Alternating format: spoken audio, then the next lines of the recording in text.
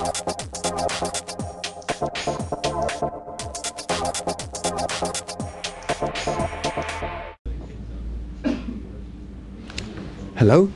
it is you. Welcome back. So good to see you again. Join us here on You'll Be Alright, and we are. I know it's boring. Every week we say, what a great show, what a great. But we've got a really great show for you this week. Ask Noonan once again, getting rave reviews everywhere around the world on the poker scene. We've got Felt Up, we've got World Poker News, Live Poker Roundup, talking about Andy Achillea's amazing feat. More about that later. Some other stuff, as well as promos, because obviously, as you can see behind us, we've got all these brand new gold suede and leather chairs we've purchased for the club members here at the International, because we obviously want all of them to sit down looking like kings and queens at the table. So even when you've only got a chip and a chair, the chair's enough, it's worth a fortune. Anyway, without any further ado, and we have to go on, because last week did go on a little bit, not mentioning any names, but some of it was a bit. Anyway, any further ado, World Poker News coming at you.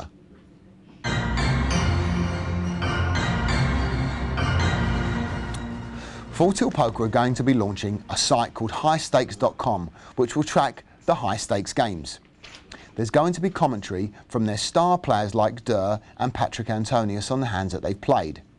It's great news for any railbirds out there, but not such good news for big losers who will now see their losses displayed for all to see. We're talking about you, Gus. Actually, we're going to do something very similar on the Gutshot site, but Kush, as his wont, wouldn't let us do it. The grand final of the EPT in Monte Carlo has been taking place this week, which, with 848 players, pretty exciting times, and they're all competing for 1.7 million euros. For most of the day two, the chip leader was none other than former main event winner Chris Moneymaker. Seeing his name at the top of the leaderboard made a lot of people laugh and gasp and spit out their coffee all at the same time. Because if Moneymaker has made much money in the last 5 years, it hasn't been from his tournament winnings. Oh no. Now, he couldn't keep up, he said, with this super aggressive game practiced by some of the kids who got into poker after seeing his victory. Now he said he's studied how tournament poker has evolved and has made his game much more aggressive. He's certainly been persistent and, unlike Jerry Yang, he didn't just take the money and run. So perhaps it would be good to see him win another title. And finally, I think I'd rather see Victoria Corin winning this EPT. It'd be great to see British women winning back-to-back EPTs. Now, I'm sure you've seen all the newspapers in England this week. You've got all this information going on about Liv Boeree. Now, look at the Sun. They all say, wow, super hot poker babe, and printed some pretty scorching bikini shots. The Express said she was a stunning space scientist.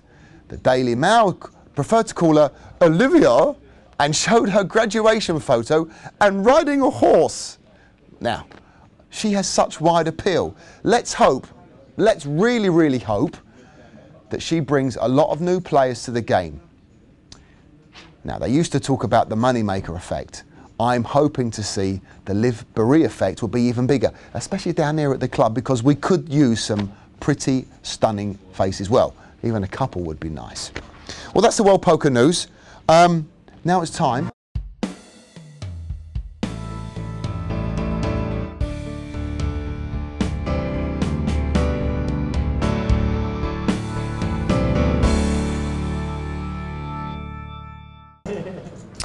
What a treat we have for you this week. We've had Mark Barlow on the show. Big name. Big name. We've had Sam Achimpong. Bigger name. Long name. Long name, big man. Wouldn't like to eat him. But when it comes to performances, fourth in the GUKPT, not bad. Mr. Sam the Squid Grafton joining us. Hi, busy smashing up the 1-1 table. Yeah, exactly. Back to my roots. Back to your roots. Let's talk about the weekend, shall we? I'm sure everyone was following you. There was the GUKPT blog we was watching. The people were following you on the gut shot, obviously. Talk us through the few days while you was there. Well, it was obviously I went up to Manchester, and it was cool going up just because we're going up for these poker tour. Like, I've only just started playing the circuit of events outside London. I felt really focused going up. You know, I felt like, yeah, I'm going here to Manchester just to do a job. Yeah. So I was super focused going up, and obviously, you know, I had I nearly result in the UK IPT Coventry. So I was super determined to go a little bit better. So I went into day one, super focused, determined to take it easy, do nothing silly, and then basically the most exciting hand of the whole tournament for me was probably in the first level, where I ran a huge bluff and got a guy to pass top set of kings to me by moving all in on a river. So this was a... Hold on, he obviously never played with you before. Yeah, he had never played with me before. And apparently he didn't believe that because his mates came up and asked me, his mates came up and asked me at the end of the day whether I had it. And I said I had 8-7 off. And when they told him, apparently he didn't believe it till he spoke to Jono. He knows Jono. And Jono was like, yeah, he's a spewy... whatever. He definitely was bluffing. So, how did you get a guy to lay top set down? I want to know. What was the board? The board was Ace Jack 10 7-3 with 3 clubs. Club flush come on the turn. Ace Jack 10. There was no king there. King Jack 10. King Jack 10. 7-3, no flush. Yeah, 3 clubs out there. And also a straight. Yeah, so Ace Queen's a straight, and I could have had Ace Queen with the Ace of clubs, he thought, and hit a gut shot on the river. But I think I moved in too fast to ever have that. And he was so spin it around. He does that. You snap him.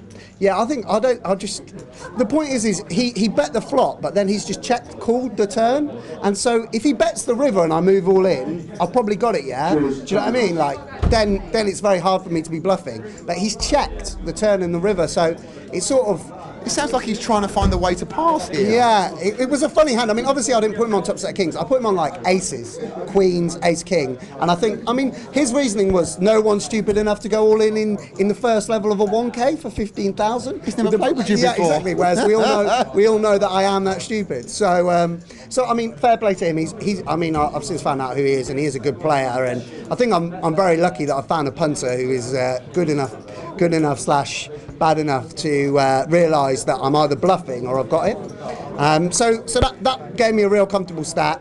Lost a big flip, and it was a bit of a grind day one. But a guy bluffed off all his chips to me literally with 2 hands to go of day one. So that was great. And I came back day 2, and that day went really well. I played really good poker.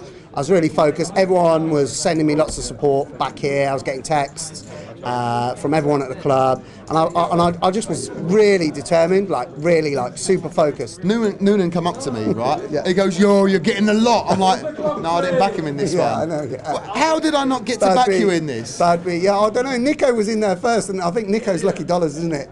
Nicodemus.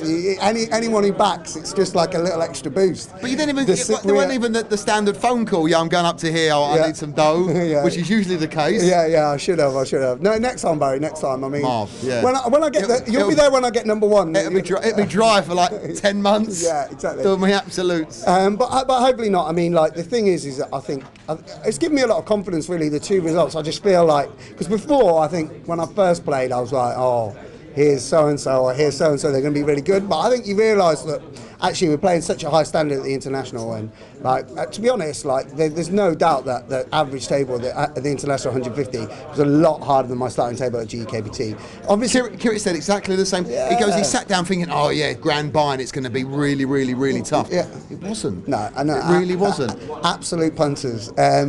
Yes, no. There is obviously these few exceptions. I had Mark Goodwin at my table for the holiday. But nothing to write home about. Yeah, and he's very good. He was very good.